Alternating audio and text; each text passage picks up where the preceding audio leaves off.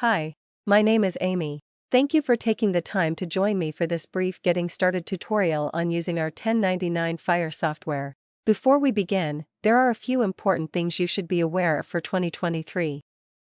Did you know that the IRS will no longer be accepting paper filings for more than 10 combined records, including W-2s? As a result, many people are scrambling to find a solution. If that's you, don't worry, we have some great options available. Our 1099 Fire software was built exclusively to transmit files to the IRS electronically. Note, if you are a current client who purchased our 1099 Fire software to prepare paper filings in the past, please contact our office to see if we can assist you further. Now let's get started. This is your home screen. Every time you open the software after it's been registered, you will start at this screen. One of the most important things that you will need to complete first is your transmitter information. As you can see, the red X indicates that the information is incomplete. Click anywhere on the text, or the red X icon to bring up the form where you will enter the information required to transmit files to the IRS. As you can see, I filled out some of the data to give you a better idea of what it will look like once completed. Note, even though our software will create the files in the exact format the IRS needs, it is still your responsibility as the transmitter to obtain a transmitter control code. You must also have an account established with the IRS before you'll be allowed to log in and e-file. If you do not have a TCC or an account with the IRS, please contact our office to see if there's any way we can assist you moving forward. I left the transmitter control code or TCC blank. Once I enter the 5-digit TCC and click the OK button, notice that the icon automatically changed to a green checkmark, indicating that the process is now complete. Next, it is highly recommended that you start with an Excel spreadsheet to prepare your filings. We have provided a link embedded in the software that will take you to our website where you can download a sample starter spreadsheet. Simply click Sample Excel Worksheets. Then, just click on the sample form you wish to prepare in order to download it. As previously stated, the absolute best way to import data into the software is to enter the data into an Excel spreadsheet. The IRS typically modifies the forms every year. If your information is saved in an Excel file, it can be edited quickly and is much easier to manage than having the data locked into a particular version of our software. So again, I can't stress enough how important this is to your success.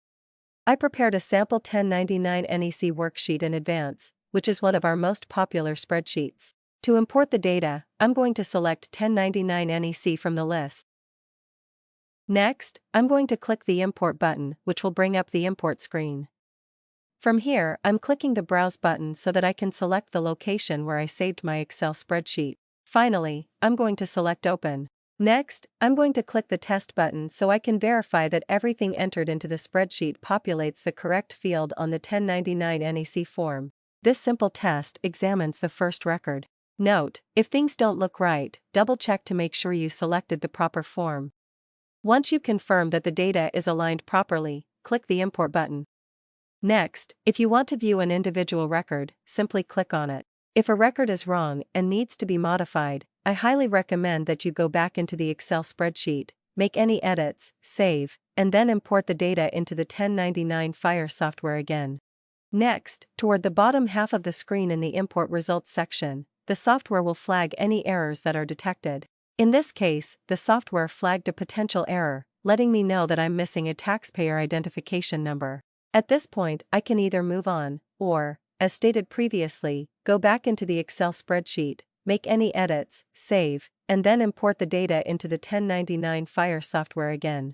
I'm okay with the potential error and have decided to move on without fixing it because this is just an example. Next, I want to print copies of the 1099 NEC forms so they can be mailed to all non-employees, or recipients. To do that, I can click the Print button. But before I do, I'm going to click Preview first. That way I won't waste any paper if I find any mistakes.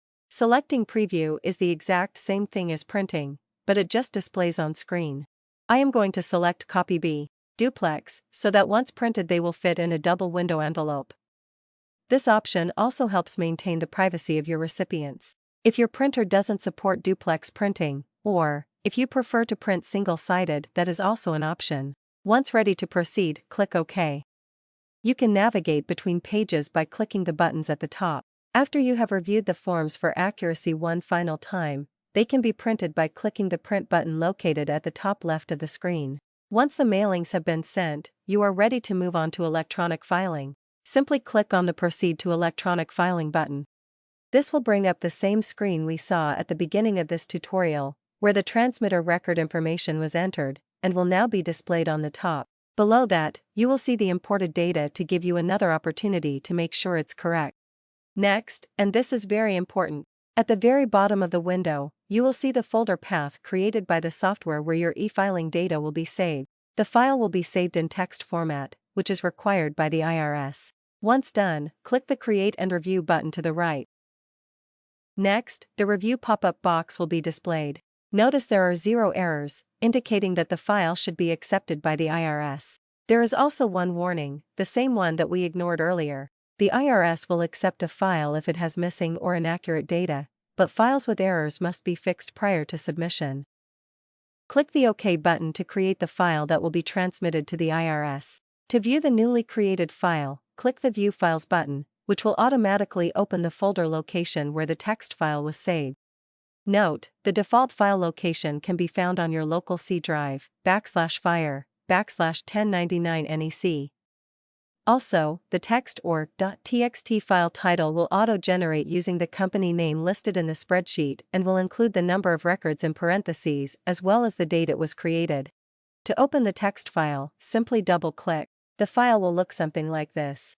Note, the data has been encoded to meet strict IRS requirements.